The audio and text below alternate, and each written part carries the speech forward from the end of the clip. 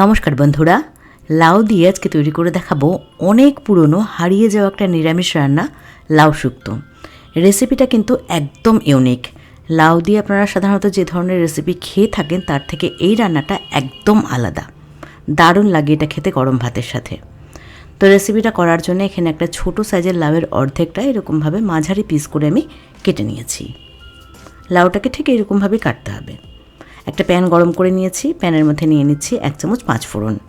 Medium to low হিটে 10 থেকে 15 সেকেন্ডের জন্য 5 ফোড়নটাকে জাস্ট একটু হালকা করে নাড়াচাড়া করে নিচ্ছি। 5 ফোড়ন কিন্তু একদমই বেশিক্ষণ ভাজবো না। 5 ফোড়ন যাতে কোনোভাবে পুড়ে না যায় সেদিকটা কিন্তু লক্ষ্য রাখতে হবে, কারণ 5 ফোড়ন খুব সহজেই পুড়ে যায়, আর পুড়ে গেলে তিতকুটে হয়ে যায়। তো 5 ফোড়নটাকে জাস্ট কয়েক সেকেন্ড একটু নাড়াচাড়া করে নিয়ে গ্যাসের ফ্লেম আমি অফ করে দিয়েছি। গ্যাসের ফ্লেম অফ করে গরম প্যানের মধ্যে 1 চামচ সর্ষে নিয়েছি। আমার কাছে কালো সর্ষে আর হলুদ সর্ষে দুটো একসাথে মেশানো ছিল, তো সেটাই আমি নিয়েছি। সর্ষেটাকে গরম প্যানের মধ্যে জাস্ট 10 সেকেন্ড একটু হালকা করে নাড়াচাড়া করে নিয়ে তারপরে মশলাটাকে একটা প্লেটে নামিয়ে রাখছি। এটাকে একটু ঠান্ডা করে নিয়ে এর একটা পাউডার তৈরি করে নিতে হবে। রান্না করার জন্য আমরা সর্ষের তেল ব্যবহার করব। কড়াইতে 2 টেবিল চামচ সর্ষের তেল বেশ ভালো করে গরম করে নিয়ে এখানে দিয়ে দিলাম কয়েকটা কলাইয়ের ডাল বা বিউলির ডালের বড়ি। বড়িটাকে একদম হাই আঁচে সুন্দর লালচে করে প্রথমে ভেজে নিতে হবে। তো বড়ি এখানে সুন্দর লালচে করে ভাজা হয়ে গেছে, এবার তেল ঝরিয়ে তুলে রাখছি। এই তেলটাতেই বাদবাকি রান্নাটা করব। তো এখানে ফোড়নের জন্য দিচ্ছি একটা তেজপাতাটাকে ছিঁড়ে দিয়ে দিলাম, একটা শুকনো লঙ্কা দিলাম, আর দিয়ে দিচ্ছি একটুখানি মেথিটা কিন্তু অবশ্যই দিতে হবে ফোড়নে। আর দিয়ে দিচ্ছি সামান্য পরিমাণে একটুখানি রাঁধুনি। জোয়ানের মতন হয় দেখতে মশলাটা, অনেকেই জিজ্ঞাসা করেন রাঁধুনি কীরকম দেখতে, তো একটু দেখিয়ে দিলাম আমি। রাঁধুনিটাকে একটু হাত দিয়ে ডলে দিয়ে দিলাম, দারুণ ফ্লেভার হয় মেথি আর রাঁধুনি একসাথে ফোড়নে দিলে। তো কয়েক সেকেন্ড একটু ফোড়নটাকে নাড়াচাড়া করে নিয়েছি। এখন কিন্তু খুবই মিষ্টি একটা সুগন্ধ বেরিয়েছে। এবার কেটে রাখা লাউগুলোকে দিয়ে দিলাম। দিয়ে দিচ্ছি এখানে 1/2 চামচ নুন আর খুব সামান্য পরিমাণে হলুদ। এটা কিন্তু একদমই কটকটে হলুদ রঙের হবে না, তো হলুদের পরিমাণটা একটু কম দিতে হবে। এবার নুন হলুদটাকে লাউয়ের সাথে ভালো করে প্রথমে মিশিয়ে নেব, তারপরে একদম কম আঁচে ঢাকা দিয়ে লাউটাকে বেশ ভালো করে সেদ্ধ করব। জল দেওয়ার দরকার নেই, যেহেতু লাউটা খুব কচি, লাউ থেকে কিন্তু প্রচুর জল বেরোবে, আর লাউয়ের জলেই লাউটা সেদ্ধ হয়ে যাবে। একদম কম আঁচে ঢাকা দিয়ে রাখতে হবে।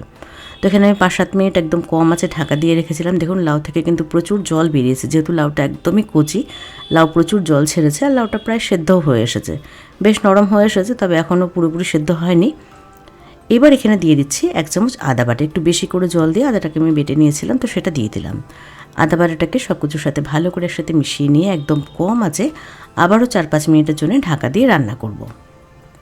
এইভাবে করে দেখবেন লাউ শুক্তো অপূর্ব লাগে এটা খেতে, একদম ইউনিক, অনেক পুরনো একটা রান্না, অসাধারণ লাগে এটা খেতে।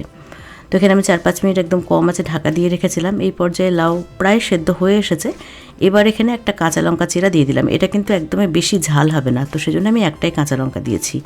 আর 5 ফোড়ন আর সর্ষে যেটা আমি ভেজে গুঁড়ো করে রেখেছিলাম সেটা দিয়ে দিলাম। ভেজে রাখা বড়িটাকেও দিয়ে দিলাম। এবার সব কিছুকে একসাথে ভালো করে মিশিয়ে নিচ্ছি। মেশানো হয়ে গেছে। আমি নুন টেস্ট করে দেখেছি, আমার নুন একটু লাগবে, তো এখানে আমি স্বাদ অনুযায়ী নুন দিয়ে দিলাম, আর দিয়ে দিচ্ছি 1 চামচ চিনি। এই রান্নাটা কিন্তু একটু মিষ্টি মিষ্টি হবে, তো সেটা বুঝে চিনিটা দিতে হবে। চিনিটা অবশ্যই দিতে হবে, নাহলে কিন্তু টেস্টটা ঠিক খুলবে না। এখানে আমি 1 চামচ চিনি দিয়েছি। নুন আর চিনিটাকে সব কিছুর সাথে একসাথে ভালো করে মিশিয়ে নিয়ে দিয়ে দিচ্ছি 1 কাপ দুধ। দুধটা গরম করে নিয়ে তারপরে আমি ঠান্ডা করে নিয়েছিলাম, মানে নর্মাল টেম্পারেচারে ছিল দুধটা, তো সেটা দিয়ে দিলাম।